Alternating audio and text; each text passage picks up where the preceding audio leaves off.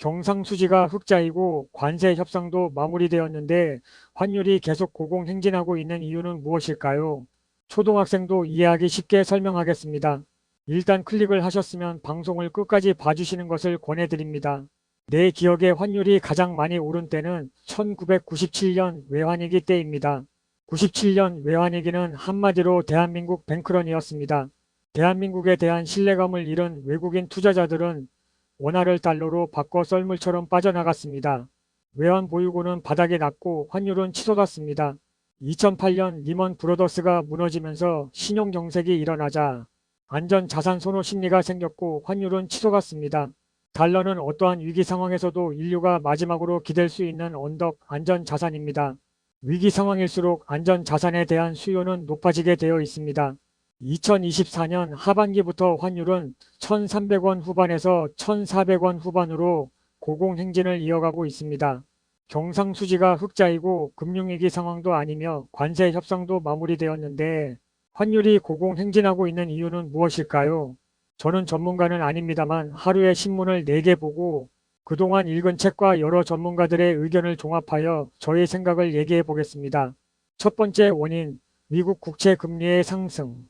4% 넘는 미국 국채 금리가 전 세계 자금을 빨아들이고 있습니다.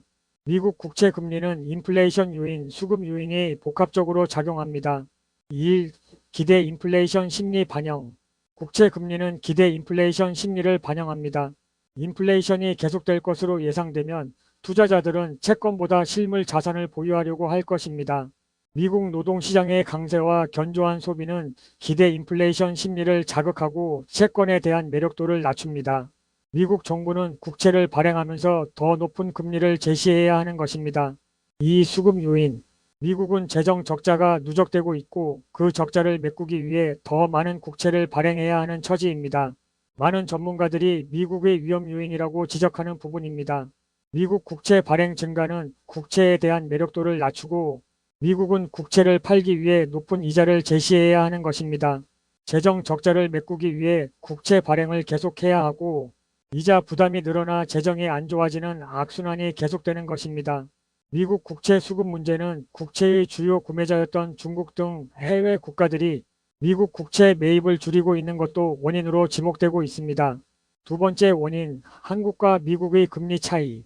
2025년 12월 1일 현재 미국의 기준 금리는 4%, 한국의 기준 금리는 2.5%로 금리 차이는 최장 기간을 이어가고 있습니다. 한국은 1,000조 원이 넘는 가계부채 등 구조적인 문제로 미국의 금리를 따라할 수 없습니다. 이러한 이유로 돈이 한국에 들어올 이유가 없는 것입니다. 세 번째 원인, 한국의 높은 통화량 증가 속도. 2022년부터 2025년까지 한국의 M2 증가율은 매우 가파르다고 합니다. 물론 미국도 통화량은 늘어나고 있지만 기축통화국이 아닌 한국에서는 차원이 다른 문제입니다. 신용화폐는 말 그대로 신용을 담보로 지탱하는데 화폐 추락이 불을 보듯 뻔한 상황에서 모든 자산을 원화로 보유하는 것이 합리적이지 않다는 집단 의식이 형성되고 이것이 달러 자산 보유 의지로 발현되는 것입니다. 서학 개미들로 인하여 원화 가치가 하락한다는 생각은 그래서 본말이 전도된 것입니다. 달러 자산 투자는 현상의 결과이지 원인이 아닌 것입니다. 유로, 엔화, 위안화, 대만, 호주, 캐나다 다른 나라에 비해 원화 가치 하락률이 높은 이유도 이러한 현상을 반영한 것이라고 생각합니다. 네 번째 원인, 기업이 수출해서 번 돈을 원화로 환전하지 않고 있습니다. 기업이 돈을 벌면 달러로 쟁여놓는 이유도 개인의 달러 투자와 마찬가지로 경제적인 선택입니다. 대미 투자도 늘려야 하고 한국에서 기업하기 어려운 환경이 조성되는 상황에서 굳이 원화로 환전할 이유가 없는 것입니다. 이외에도 엔화 동조화 현상이 원인으로 지목되고 있습니다. 앞으로 어떻게 전개될까요? 우리는 어떻게 대응해야 할까요? 유튜브를 보면 환율 1,600원, 1,700원 간다. 한국 금융위기 온다. 국가 부도 다가온다 주장하는 사람들이 많습니다. 그 중에는 교수, 전문가도 있습니다. 나는 그 정도로 한국 경제가 쉽게 망가질 거라고 생각하지 않습니다. 지금 한국 주식을 쓸어 담고 있는 외국인들은 바보인가요? 환율 급등에 베팅하여 모든 자산을 한 번에 달러로 바꾸는 것은 지금 시점에서는 다소 위험한 포지션이라고 생각합니다.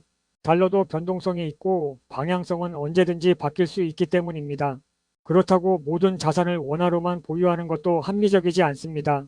저는 지금 삼성전자, 메커리인프라, 화이자 주식을 보유하고 있으며 2025년 이후에는 모든 배당금을 달러로 바꾸고 화이자 주식을 모아가고 있습니다.